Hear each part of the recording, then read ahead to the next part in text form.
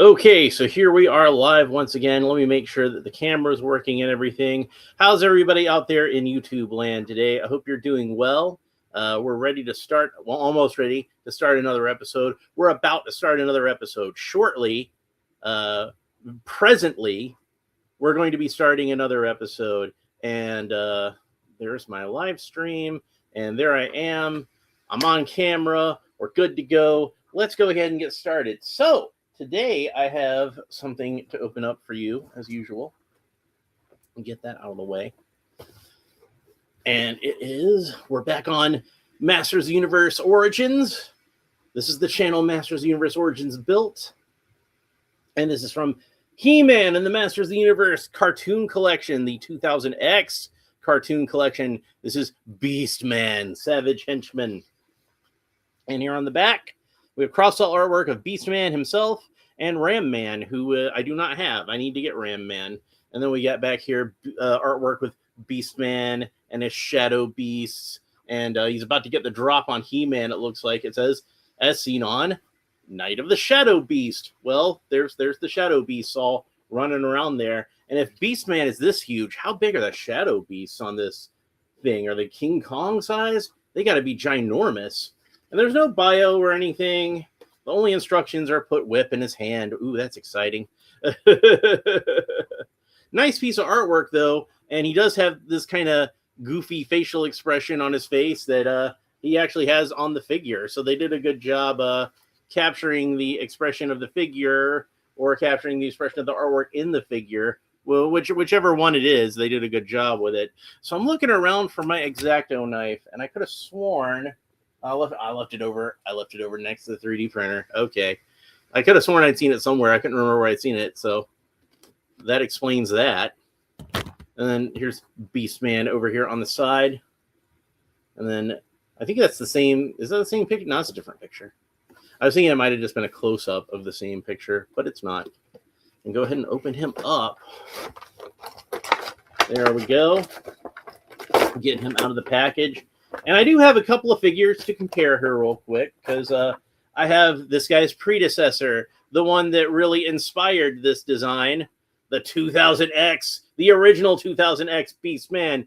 And Max Gameston Toys this year. And he says that you just got it. Awesome. Yeah. So, did you get the movie version yet? Because the movie, we're going to compare with the original 2000X figure and the movie figure. And just to show you how immense the 2000X figure is, look at that. He's about the same height as the Origins figure, which technically is supposed to be a larger scale. Al Davis says, evening, Alan. Hello, everyone in the chat. I'm really trying to keep my trap shut as much as I possibly can in case you have things. Well, I do have things to do later, but we got plenty of time now. Don't worry about it. So, yeah, in the early 2000s, probably late 1990s even, they started on developing the 2000X line, the Four Horsemen, brilliant toy designers. They left McFarlane Toys and they went out on their own and teamed up with Mattel to give us the 2000X Masters of the Universe line. And this was the Beastman they gave us, and he certainly was a beast man. Now, the original Beastman figure, ironically, was a little bit shorter than the original He-Man figure because he had those stubby little beast legs. Max Ames started in 1999. Yeah, that would have been when they started with the development of it, I think. So, but yeah, we call it the two. I don't know why you wanted to say 2002. We say 2000X. I don't know why. Maybe because since it came out around that Christmas, like they were starting to hit maybe in 2001. I'm not sure why we call it that. But yeah, so this is I believe the basis for the other Beastmen figures that we're going to be looking at today. And the next episode, which I don't know when the next episode is going to be, I do have the Kids Core Beastman figure to open up. So that's going to be the next episode, which will be sometime next week. Al Davis says they imaged Todd. Well, in a manner of speaking, yes. And they've been developing figures for Mattel and all kinds of other companies, Super 7. And they got this really cool Frankenstein figure. Is it still back here, or did I move it somewhere else? I had it over here on the couch with me for a while. But they have this really cool Frankenstein figure that I'm going to be opening up soon. Probably next month. because I want to get all this. I want to make sure I have all the 2000X figures opened before at least all the ones I have so far open before the movie comes out. And I got a few more things to open. I might open Frankenstein this month. I don't know, but Frankenstein is coming soon. He is coming soon. But you can see the obviously this is the one that like would be kind of the most directly based on this version of Beastman of all of them. Although it still does have like at least 1 degree of separation, because this isn't 100% based on this toy. It's based on the cartoon that's based on this toy. And they did take a few liberties when they redesigned Beastman for this line. The most obvious thing as far as the color differences go is that Beastman's furry armor here on the original figure was red, and his same with his bicep armor, and here it's like a very dark brown. And then he's got shin armor that matches the bicep armor, which is really cool. And of course, on the original Beastman, these bracers were unpainted, and they were a little more subtle. They're a little more narrow, not quite as thick as those. And then he had like just kind of the standard He-Man belt and furry underpants on the original figure, but here he's got a very long blue loincloth. And the bracers, you can see the color matches the belt, where it's that kind of greenish gold color, kind of a metallic yellow green yellow, however you want to phrase that. Max Games and Toys here. The fans say 2000X because the series years, 2002, 2003, 2004, they changed that digit for an X. So there you go. Bobby Wald says that sounds like the introduction of the Lightyear movie, the toy based on the movie based on the toy. Yeah, but I don't buy that. I don't buy that explanation about the Lightyear movie. But yeah, this is a toy that's based on a cartoon that's based on a toy. If we're being sticklers about it, so we're gonna get into discussing they kind of brought this back to the original toy in some ways, and there's some elements of the Filmation design in here. So we're gonna get all into that once we get him out of the package. But yeah, I do have this guy to compare. We'll compare a little bit more in a moment, and then next episode I'll have the movie figure opened up, and we'll probably compare this guy to the movie figure as well. And I want to compare him to the movie Origins figure since I already have him opened. If I'd have thought about it at the time, I probably would have opened this Beastman and that Beastman back to back. And if I'd have had the if I'd have thought about it when I had the core figure, I'd have done all 3 of them back to back to back. But whatever, it is what it is. So here we got his whip out of the package, and it's a fairly impressive looking whip. One of my complaints about the whip that came with this guy, which I didn't think to pull out of the bin he was in when I got him out of storage. One of the things that I didn't like about this whip was I felt like it was too short. Oh, and he's got a button in his back, so he can kind of thrash his arms about. And I'll probably keep him out of storage. I'm going to compare the ones that I have, the 2000X figures that I still have, to the animated ones, because I think that'll be fun. So I've got Teela, Man-at-Arms, Skeletor, and Stratos, and Merman. I've got those. And I've got He-Man, but I didn't think to do that when I opened up the cartoon collection He-Man, unfortunately.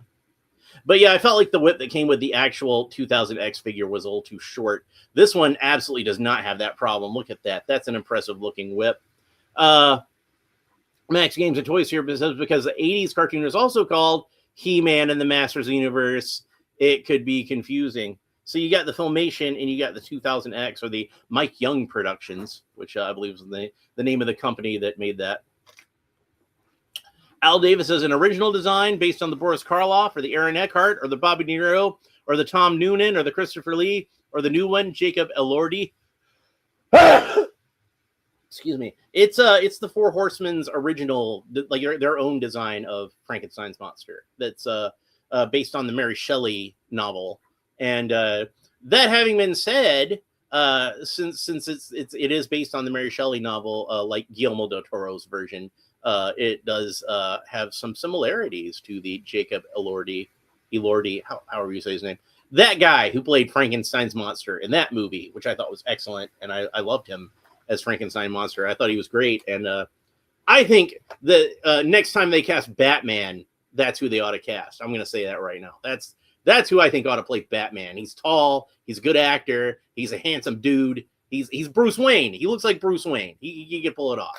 So Bobby Wald says you can't talk about Beastman's whip without playing that Devo song. Maybe, but I can't play that Devo song without worrying about a copyright strike. So I don't think I'm going to do that. You guys all know the Devo song. You just play it in your head. By the way, I was talking with Captain Have Fun yesterday, and we had a really good conversation. And he'd mentioned that he was a really big fan of Devo, so that kind of made me think about that. So shout out to him if he's watching. So we got some things cooking. Me and Captain Have Fun. We're gonna have some cool stuff on the way. I don't want to say too much about it. So when I tried to take him out of the package, he came apart, and then I realized I hadn't cut the rubber tabs around his ankles, which he does have. So Beastman, this version of Beastman also has a really long loincloth, but you can see there's no fur texture to it. And it's not just that they simplified it for the animation and followed through with the simplified animation design. It actually has like kind of a leathery texture to it. So they actually decided to make this into just kind of like a leather loincloth, like a doe skin loincloth or something like that. And underneath, he does have the classic furry trunks. So if you want to have like a more old school looking appearance to Beastman, he's got the old school furry trunks underneath. Isn't that cool? So let's go ahead and put the loincloth back on him. And that's all like a very dark blue color. Again, you can see with the they kept that blue color on the 2000X figure, and it retains onto the animated one. But his belt and bracers, while they are still that kind of greenish yellow color, they're a little more pale and washed out and kind of a little more grayish, but you can still see the greenish yellow in there. And his leg armor is kind of much more minimized and almost just kind of looks like a strap down the front of the leg. But he does have the knee pads with the horns on them, and the standard Beastman bicep armor with the horns on them, and this the furry armor over the shoulders with the horns on it. By the way, Max Games and Toys did a really cool 2000X custom Beastman figure, and I think he's got a video about it on his. I don't remember if it's an actual video or a short. I remember watching it, but his behind the scenes on how he made that custom, and that was pretty cool. So they did make his fur a little more reddish. It's still kind of brown, but it's definitely more on the red side. It's almost more like a burgundy sort of color. So that kind of brought it back to the original figure a little bit, rather than this is just straight brown. This is just like a straight dark brown. It's not even red a little bit. But here they brought back the red for the animated design of Beastman. And his face design is a lot more similar to the Filmation design of Beastman, because he's got that kind of Caucasian skin color, and he's not wearing any of the war paint like Beastman wore in the original figure, or the Beastman wore in the 2000X figure, where you can see he's got his face painted white with blue around the eyes. He does not have the blue lips that the original Beastman had. And, oh, hey, look. Remember how I was saying he looks like the 2000X figure? Now you see what I'm talking about. All right, but the 2000X animated Beastman did not have that going on. He just kind of had that flesh-colored look. And he's got this kind of almost derpy sort of expression to him. Like, you can tell they were going for like a ferocious expression. And the mouth looks good, but I think the eyes kind of throw it off a little bit. He's got like it's kind of a little more of a dull look. It doesn't quite have the kind of intensity that I feel like the eyes really need to have there. And I could probably fix that with a little paint. I don't think that's going to be that big a deal. But the main difference between this design of Beastman and the 2000X design, and I've pointed out some subtle differences, but the biggest difference, and I have to imagine they did this just to simplify the animation, is you notice that this guy has the same medallion that the vintage Beastman had, that blue medallion. It's got a chain on it and everything. And this Beastman has absolutely no medallion at all. The medallion is completely missing. And that's accurate to the cartoon. But if you want to have a medallion on there, I'm telling you, go on to cults3d.com. If you got a 3D printer, go to cults3d.com, and they're actually somebody actually made a Beastman medallion, so you can just print that out and stick it on there. And then I think I missed some stuff in the chat. Al Davis says, are the arms articulated despite the action feature? Spastic flailing arms, also found the DC superpowers in the 80s. Contrastingly, I like the. I was more of a fan of superpowers, but superpowers I kind of felt like for the most part you could pose their arms fairly well, even with the action. I thought they did a good job with that. But yeah, you can pose his arms individually. You can hear it kind of ratchets around a little bit. But like when I first had it when I got him out of the bin, he just had his arms down like this, and when I went to press the button, that's not as impressive. So I had to raise. You see, I had to raise him up, so it was like smashing down. I like that a lot better. So and the articulation on this guy for like for a figure from like 2002, he's got really good articulation. He's got the arms raise up to the sides, and he's got wrist articulation that rotates all the way around, and then his legs not only move up and down like that, but they got an articulation here in the middle, so you can do the splits no problem. That's probably so they could fit him onto like Panther and Battle Cat. The 2000X figures could fit on those just fine. So that's probably why they did that. But he's got really good articulation for the time, for a figure from that time period when most figures are still 5 points of articulation, 7 points of articulation. This guy's got pretty good articulation. And then Al Davis says, though I hated the suction cups on Spider-Man's hands. Yeah, I had the Toy Biz Spider-Man that had the suction cups on the hands like that. I don't think they lasted a week. I think they just kind of fell off on their own. So it wasn't a problem after that. Yeah, and Cap's shield didn't clip onto his forearm the best. I did an unboxing of the Toy Biz Captain America figure a couple of years ago on 4th of July, and that was a fun episode. If you want to hear me talk about the old Toy Biz Marvel figures for a little bit. And Al Davis says he's not wearing trunks. He's going au naturel, wild and free. Well, if that's the case, the carpet definitely doesn't match the curtains. That's all I'm saying. Bobby Wald says furry underwear on a furry character, that's just too much friction. I don't even want to think about how it tangles. And then Sean Franklin is here. Sean Franklin says hi.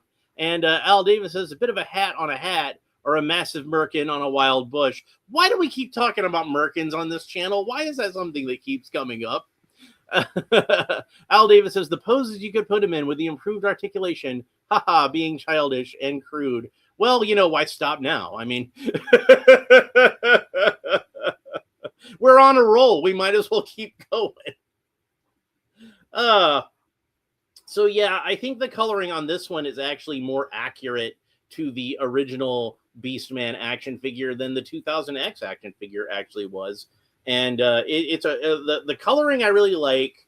I think I would have liked it better if they had and I'm talking about the animation model. I know that this is accurate to the animation model, but I'm talking about the animation model when I say this.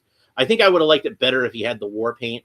And I get even why they would take that off to simplify the animation, but I think they should have just simplified the war paint. I think they should have left his ears orange and just put the white around the face, and then just put like, it doesn't even have to be like jagged shapes, but just put some blue around the eyes. And I think that would have looked really cool. So let's go ahead and take this armor off. And I'm pretty sure that this is the same torso, like I said, that we had for Clawful. It might even be the same, like the same color even. But you can see he's got that neck joint that juts forward. Having a hard time with that word for whatever reason. And that's because he's kind of hunched over, and you see his vertebra in his neck back there. Kind of disgusting. And but that piece just kind of fits over like a collar. I guess that's what it's supposed to be. I don't know. I call it armor, but I don't know if it really is armor. I guess just call it a collar. I don't know. And then the shoulder, the bicep armor, that's separate pieces, so you can take that off.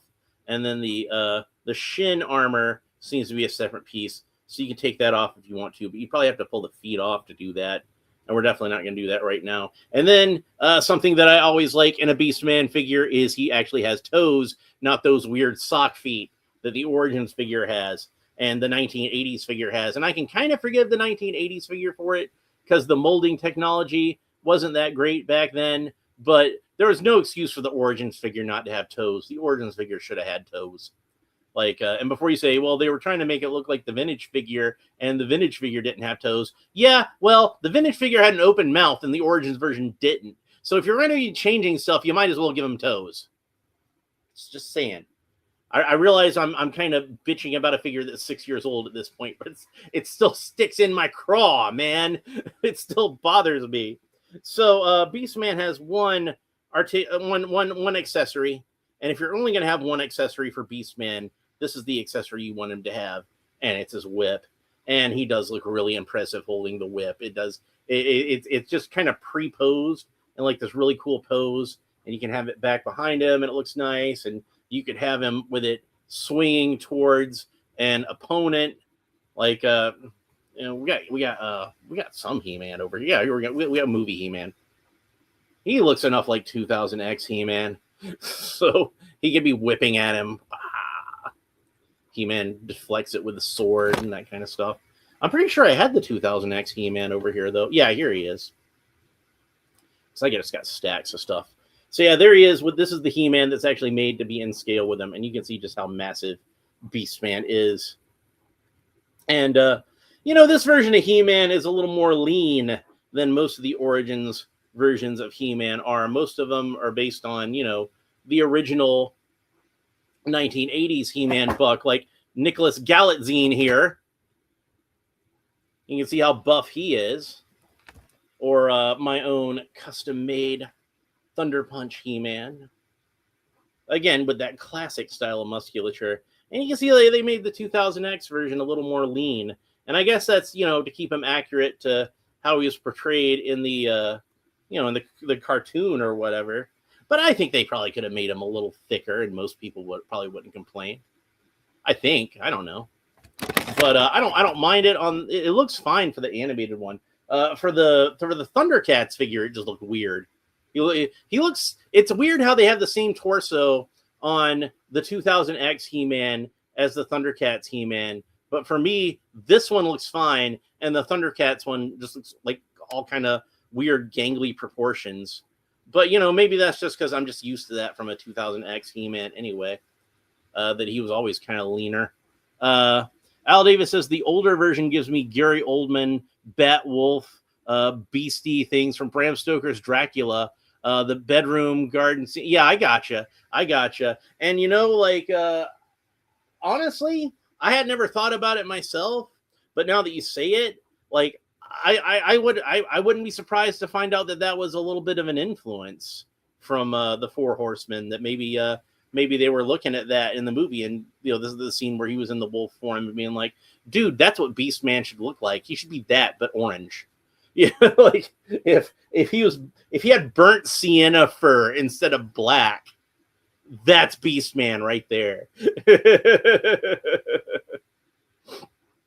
Oh man. So he's a really cool looking figure. Very big, very imposing. Yeah, the face, like I said, it's a little bit derpy, but Beastman ain't supposed to be the sharpest knife in the drawer anyway, so that ain't necessarily a bad thing. It might even be that they did it on purpose, that they wanted him to look a little derpy on purpose. So, and then Al Davis says, I kind of agree with you on that hypothesis too. It's entirely possible.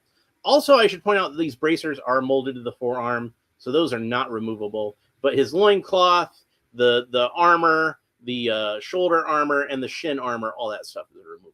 So if you're thinking about using this guy for a custom, that's about as basic a buck as you can get. You can pull everything off of him except for the bracers. So there we go. Let's talk about the articulation for a little bit. Beastman can look up, which is about that far, which is not very far. But like I said, his neck is doing that jutting forward thing. So that's actually pretty good for where his neck is placed, I think.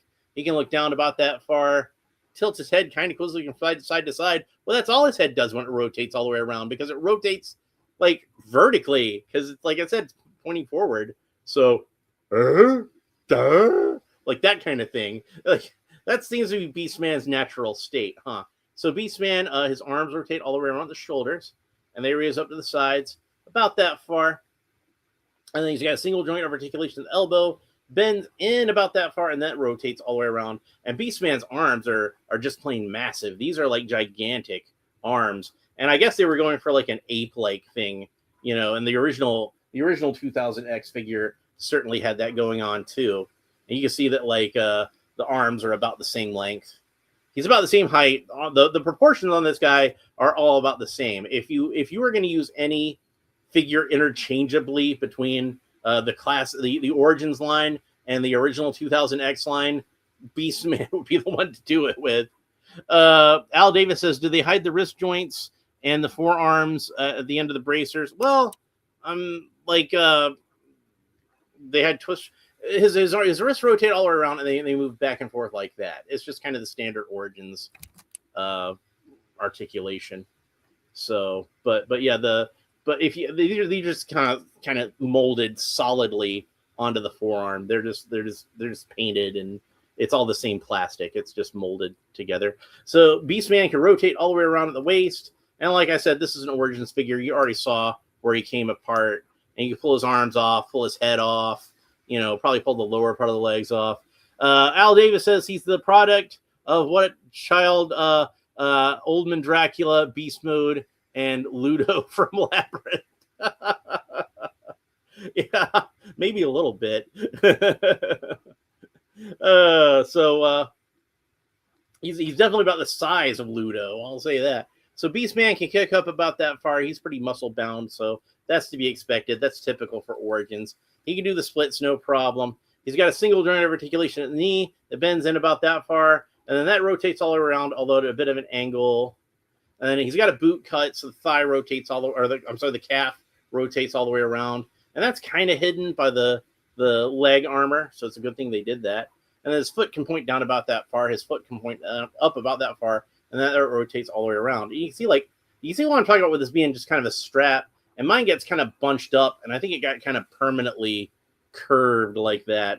I might take a hairdryer to it later and see if I can straighten it out, but it's really not that big a deal to me. So anyway, Beastman is a really cool figure and turned out really well. I think they did a great job with this figure, and he's definitely worth picking up. Now this is, where can I put his whip?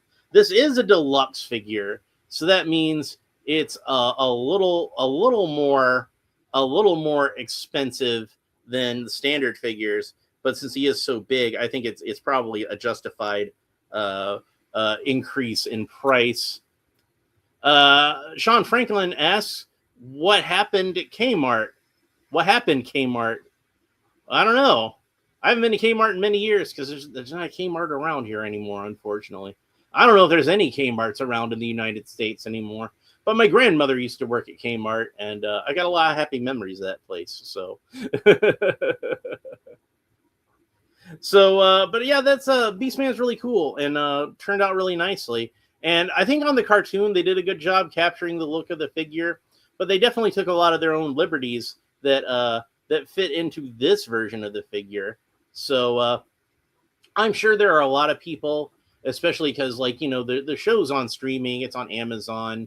I'm sure a lot of kids grew up watching it that didn't even have the toys around and might have been surprised to find out that there even were toys. And, like what happens with the Filmation cartoon, they might prefer to have toys that are more accurate to the cartoon than, toys that are more accurate to the actual 2000X toys.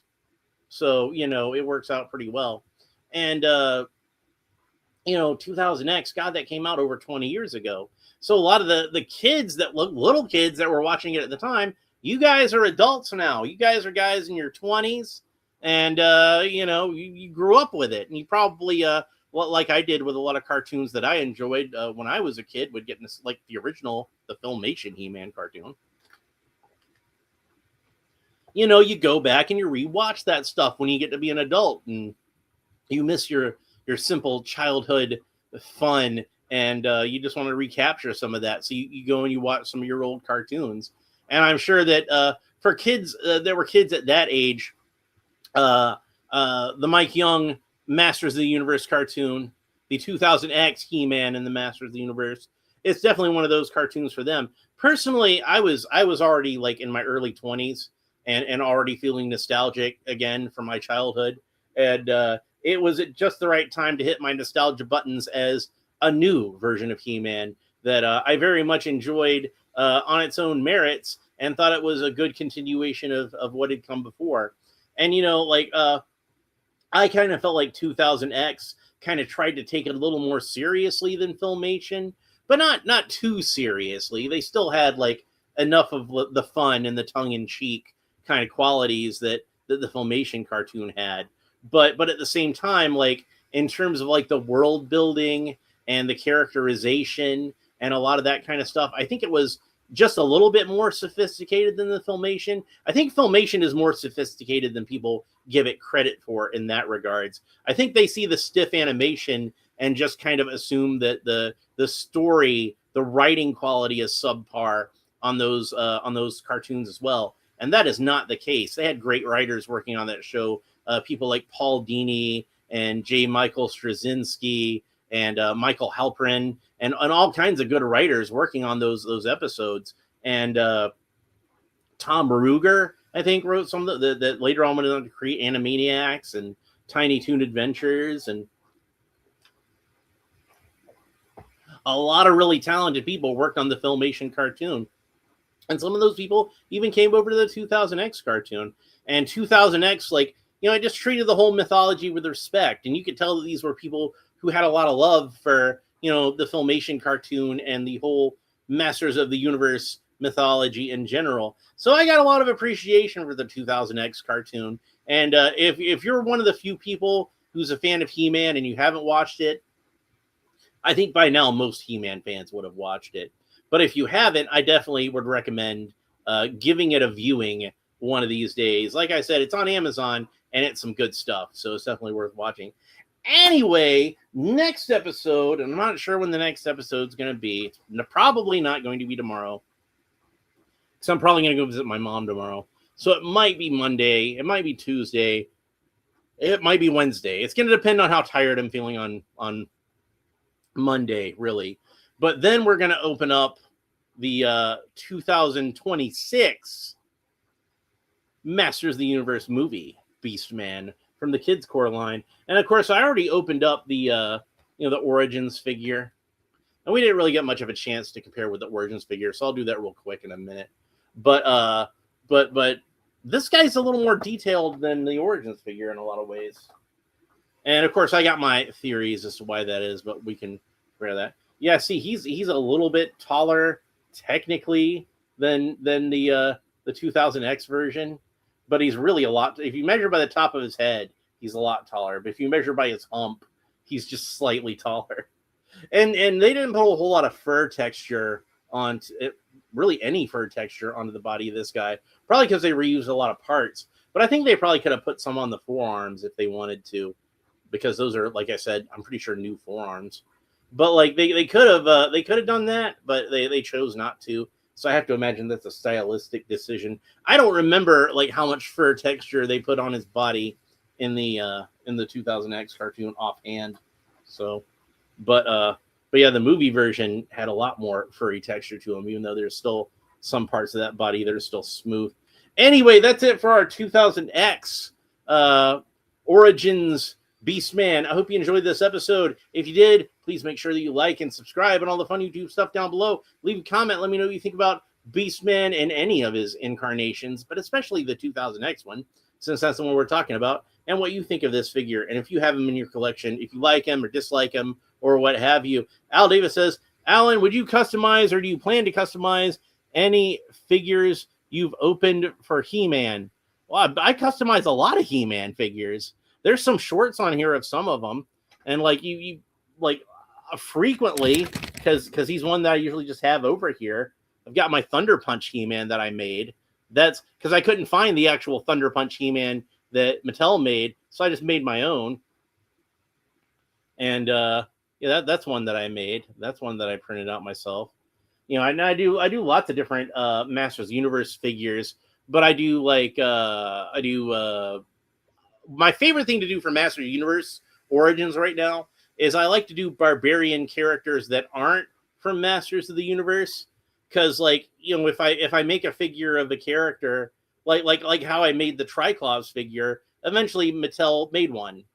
So I make a figure of Conan or DC Comics Warlord or something like that, and it's like Mattel's probably not going to make a Warlord figure or figures based on Galaxy Warriors or anything like that. Let's see. And Bobby Wald says, "I'm surprised you didn't get they didn't get someone like Peter Dinklage to play Beastman in the movie to ruin our expectations. Maybe if Ryan Johnson did it. Am I planning to Bobby Wald says he still needs to the Peter Dinklage Toxic Avenger. Yeah, I haven't seen that one yet either. So, am I planning to what, Al Davis? Like to make custom figures? I make lots of custom figures. Yeah. I'm working on a few. Remember the one I'm working on that I opened up from the James Gunn Superman. I'm working on that one right now. That I'm trying customize the figures, specific ones. I don't think I understand the question. I'm sorry. But I make custom Masters Universe figures all the time. Yeah, the James Gunn Superman's James Gunn, whatever you want to call that. Yeah, like I'm working on the figure that I'm turning that into right now. I'm in the process. I took them all apart. I took the cape off. You saw me take off the cape in the video. But I took them all apart, and I'm painting all the parts right now. And I 3D printed the new head for them and the new emblem. And I've got some plans for some soft goods pieces. And Bobby Wald says, was the Hanna-Barbera version of He-Man Thundar? Well, close. That was Ruby Spears animation. So not quite Hanna-Barbera, but they were kind of like the spin-off of Hanna-Barbera. You know, those guys got their start at Hanna-Barbera and then started their own animation studio. And then I think Hanna-Barbera bought them out. So Ruby Spears is kind of like an offshoot of Hanna-Barbera. So I guess you could say that. And Thundar, by the way, that is a character that I'm considering making for my Masters Universe figures. Al Davis says, I'm sorry, I meant, are you planning to customize, say, one range and not the other, or both ranges into Masters Universe stuff or into new stuff, or like Cull? I think I know what you're saying now. And I do different Masters Universe. I do some Masterverse stuff, but I don't do anything as much as I do Origins. And but I do some Masterverse figures. Like I did Dark Wolf from Fire and Ice as an Origins figure, and right now I'm working with I got a lot of irons in the fire, so I like to stay busy with that kind of stuff.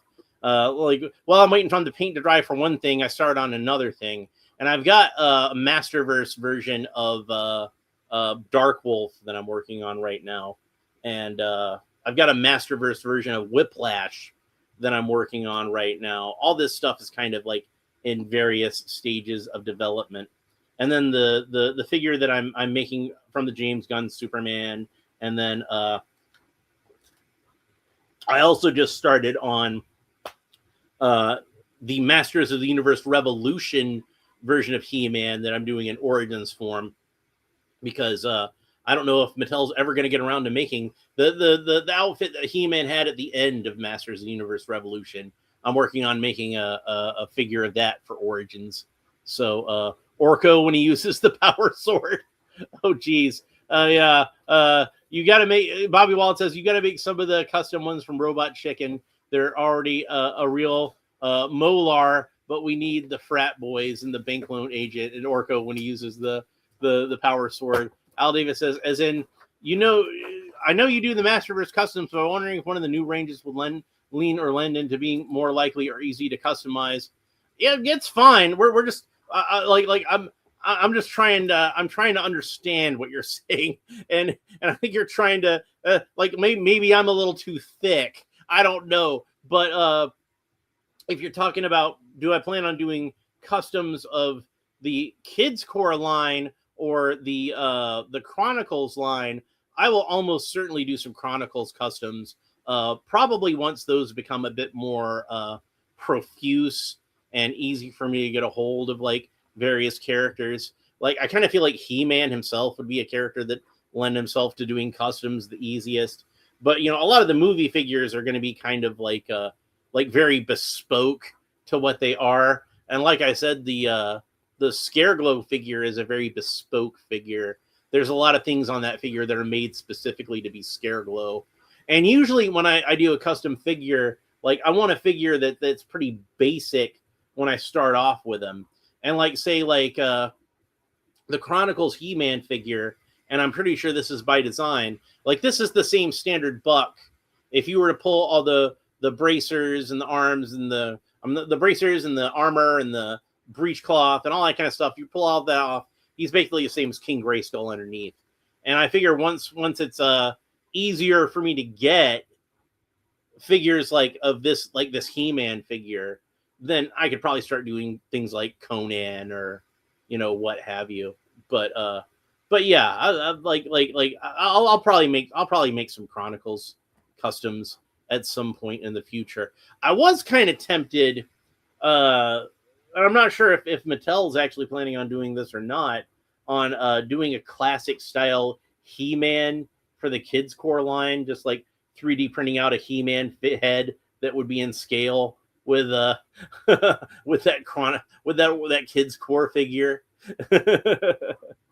Like, would the Kids Core be more appealing to customize in your vision range, or would you change them into a completely different character, or just dry brush and weather the figure? Well, I usually, for anything, I usually wind up making either new characters or characters in variant costumes. Like I was talking about doing the Revolution He-Man that doesn't really, they haven't really made a figure of that, and I don't know if Mattel's going to at this point.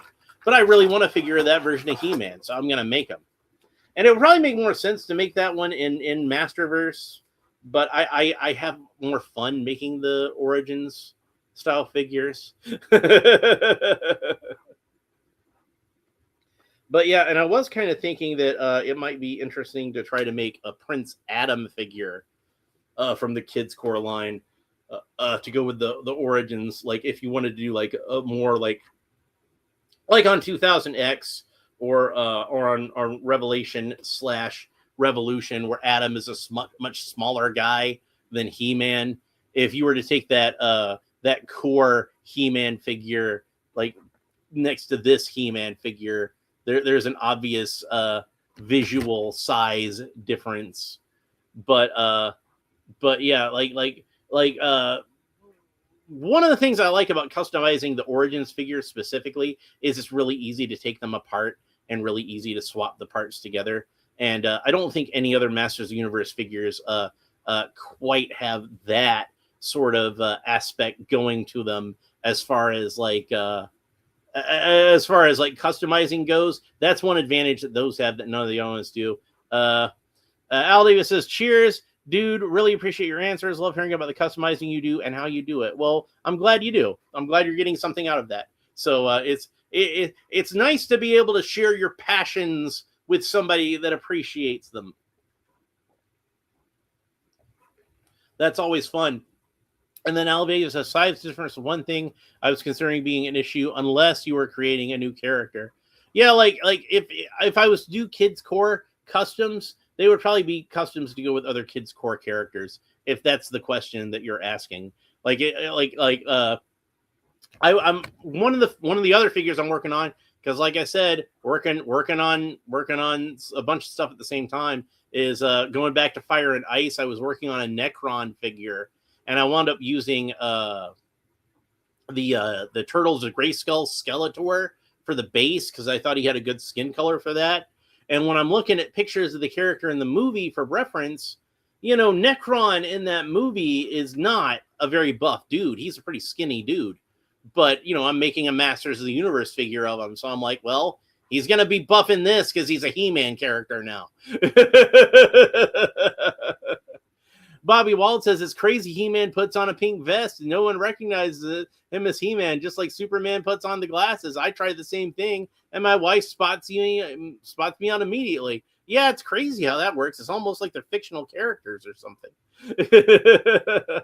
Al Davis says he parts his hair the other way too. Instant disguise. Yeah, exactly. It's like, like, it's part of the fantasy of the character. You just have to accept it. You have to suspend the disbelief and accept it. Otherwise, like, maybe Superman just isn't the character for you. That's all I'm saying. Like, there's certain characters where there's aspects of them that I just don't like or understand, and I just don't think that's for me. Bobby Wald says that's where I failed. I didn't part my hair. So but yeah, like I'm not a fan of Twilight, like, at all. And one of the things that I just don't get about Twilight is you got this vampire who's like hundreds of years old or whatever, been around since like the Civil War, I think, and he's hanging around a high school with like teenage girls. Well, then why? Like, other than the creep factor, other than the ick factor, other than, like, she's a minor. That should be enough reason right there, right? But like, God, why would I want to hang out? I'm over 100 years old. Why do I want? I'm 50 right now. I don't want to be hanging out with teenagers. Hell, I didn't want to hang out with teenagers when I was a teenager.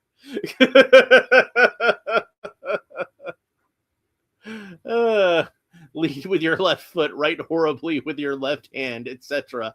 Yeah. More of that Clark Kent stuff, yeah. But what I'm saying is Twilight ain't the thing for me. Like, there's people who like get it and just are fine with that and just read it, and I don't know. I don't know what that says about them as people or whatever. I'm not trying to be judgy. I'm certainly not trying to do that. But me, I just look at it and I'm like, this guy's a creepy weirdo, and he's probably some kind of pervert.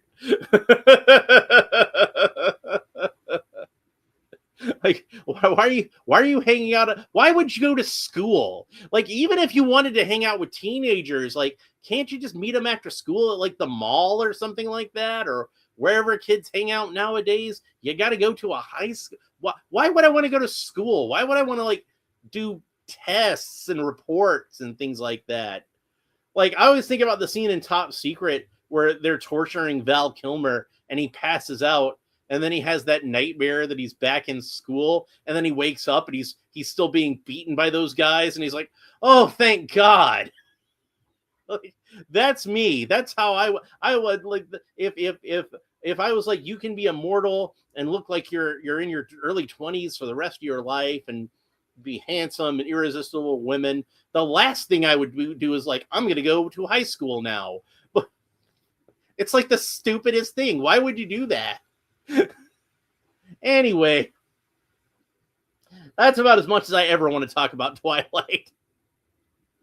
And that's it for this episode. I hope you enjoyed it. If you did, please make sure that you like and comment and everything down below. Let me know what you think about this figure and all that kind of stuff. We're about to call it a day. Al Davis says, I think the concept was he has to because he looks school age. Really? Yeah, I will agree with that. Like, really. That was one. I don't care how young some people look young for their age. People thought I was underage for most of my early 20s. People would think that I was like a teenage boy still. So I looked very youthful back then. Believe it or not, until I hit like maybe about my late 30s, early 40s, I still looked like a guy in my early 20s for most of that time, until I started to go bald. And once I started to go bald, and then my hair started to go gray, and then it's like I went from being like a guy in like my late 30s, early 40s who looked like he was in his mid 20s to being a guy in his late 30s, early 40s who looked like he was in his early 50s. And it's like, eventually you're just like, I'm just going to steer into the skid. I'm going to start shaving my head, and I'm going to start growing my beard. And I think it's a good look for me personally. Al Davis says, I did till last week. Yeah, it can just happen just suddenly like that, right? He's just Rossi Draws is here right at the tail end, unfortunately, and says he's too top heavy and keeps falling over. Any recommendations before I box him up? Well, I got him standing on the shelf just fine right now on my desk down here. Now, what you could do is, if you got some action figure stands, this would probably be the best thing. is put an action figure stand on his feet. And most of these have the same size peg. Like this is one that came with McFarlane figures, and you can see that attaches to them just fine. And I've got all manner of action figure stands from all manner of lines. You could even put 2 action figure stands. Like these McFarlane ones, you can even put 2 of those, one on each foot if you wanted to. And that should probably help out a little bit. And then if that doesn't do the trick, I'd check if you got a 3D printer, you can print them yourself, like I do. If I need an action figure stand specifically, like a bespoke action figure stand. But if you don't have that as an option, look on eBay or something. Just look up action figure stands, and there's all kinds of people selling various acrylic action figure stands, 3D printed action figure stands, anything you could possibly want. Hell, even like companies like NECA like make figure stands for sale like themselves, and a lot of those are really cool and high quality. Al Davis says, Alan, babyface Belk, we called you. Yeah, these chubby little cheeks. See, I kind of got cheekbones now, but I used to have like really chubby cheeks, and you know the beard is what helps me look my actual age, if not a little older. Rossi Draws says, thanks, you're very welcome. And Bobby Wald says, could be worse. You could have that Benjamin Button thing. Hey, it's never too late. I could start aging in reverse one of these days. Or you know, start aging into being Brad Pitt, because, you know, it could happen. Why not? You know, I'm not saying I want to look like any other dude at all, but if I was going to look like another dude, Brad Pitt would be a good one to look like, right? Brad Pitt or Bruce Campbell in his prime, or George Clooney. Like, those would be good dudes to look like if I had to pick another dude. Mama said I was born looking like an albino California raisin, California sun-dried raisin. Yeah, I was telling my mom how I kind of feel like newborn babies kind of look like a little red russet potato, and she got really bothered by that. Newborn babies are cute, and I'm like, well, I guess a potato could be cute. Why not? I'm just saying that, like, you know, they get cuter later. They don't look as cute like right out of the oven. You gotta let them sit for a little bit, and then they get to be like, a baby's really like cutest like once it's been out for a couple of weeks, and then it starts to get chubby, and you know, like when they're newborn, they're all skinny and their skin's all loose, and yeah, you want them to get some meat on their bones, and then they get to be cute babies. That's my opinion. That's when I see a baby and I'm like, oh, ain't he cute? Somebody will be like, hey, we just got home from the hospital, want our baby, want to see him? I'm like, yeah, maybe in a couple of weeks. I'm kind of busy right now, but really, like, I want to see your baby like when he or she hits his prime, his baby prime. Amiga Cammy's here right at the end. But I guess she's been around for a while. She heard me talking about Twilight and says, you know, I've been thinking about your question of why the vampire hangs around teenagers. Why? Yeah, exactly. Like Dracula, I think, had the right idea. Like, you know, he's living in his castle with like 3 adult women, and you know, when he gets sick of them, he goes to England and he starts another vampire harem. He starts seducing other women over there in England, but he's not going to high school.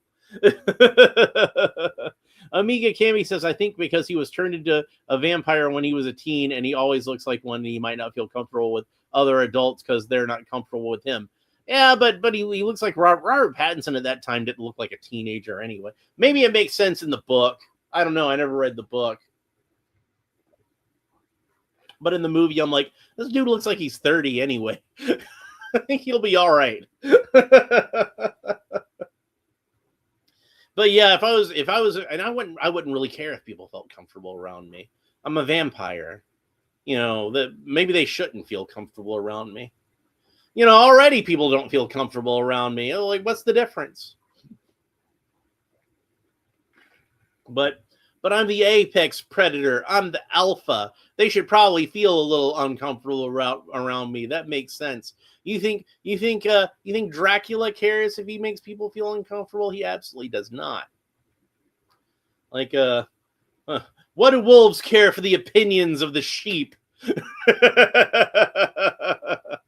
Amiga Cammy says, I'm 41, but I look a lot younger, and a lot of other women my age don't feel comfortable with me around. Well, maybe they're just jealous. Maybe that's it. Maybe they're just jealous. they see you coming around and still looking like you're in your 20s, and they're like, oh, who does she think she is? Probably one of those things.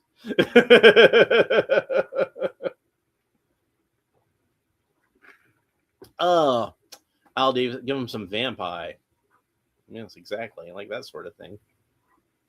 So yeah, Dracula had the right idea.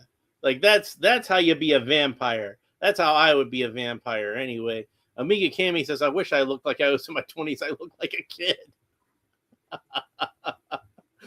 So even younger. Yeah, my cousin was like that. And when she was like pushing 30, she was still like, she was very tiny and having to buy kids clothes, like clothes out of the kids section. But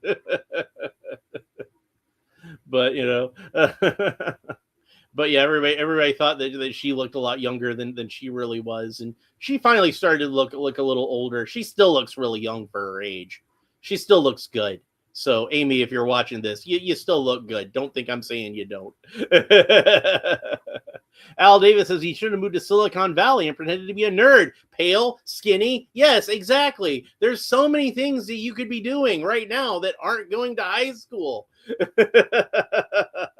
Amiga Kimmy says, yeah, I have to buy my clothes from the kids section, but at least they're cheaper. See, grass is always greener. Glass is half full. You see what I'm saying? Remember Angela on The Office was talking about like how sometimes she had to just buy large clothes from the American Girl store, like the doll clothes. Anyway, I've been talking for a while now. It's almost 5:30. I gotta go because I gotta try to get a little bit of a nap before I go to work. But it's been good chatting with you all, and I hope you enjoyed the episode. And don't forget to like and subscribe. Next episode, we'll be back with our Kids Core line version of Beastman. And I still have one more of these to open after him because I have Mechaneck. And I should have the Skell Knight on the way from Amazon soon. So I ordered one off of Amazon. Hopefully it won't be much longer. And I'll have the Chronicles version of Skeletor. And we still got a whole bunch of 2000X figures to get through. And that's it for now. Hope you enjoyed the episode. We will talk to you next time. Bye.